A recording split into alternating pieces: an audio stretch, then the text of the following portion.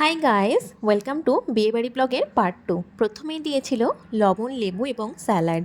এরপর চলে এলো গরম গরম ভেজ কাটলেট এবং সাথে ছিল কাসুন্দি। কাসুন্দি দিয়ে ভেজ কাটলেটটি খাওয়ার পরেই দেখলাম পাতে দিয়ে দিয়েছিল বাসন্তী পোলাও ও সাথে ছিল পানির বাটার মশলা।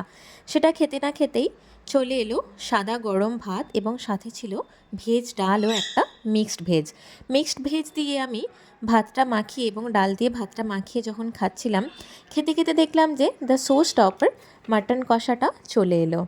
সেটা দিয়ে খেতে না খেতেই দেখলাম কিছুক্ষণ পর আর একবার চলে এলো মাটন কষা দিতে, তখন আমায় একটি নাল্লি পিসও দিয়ে গেল।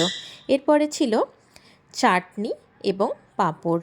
সেটাই যখন খাচ্ছিলাম লক্ষ্য করলাম যে যেহেতু আমাদের প্রায় 12টা বেজে গেছে খেতে বসতে, সে কারণে ঝুরি আলু ভাজা, চিকেন রেজালা এই সমস্ত খাবারগুলো আমাদেরকে দেওয়াই হয়নি।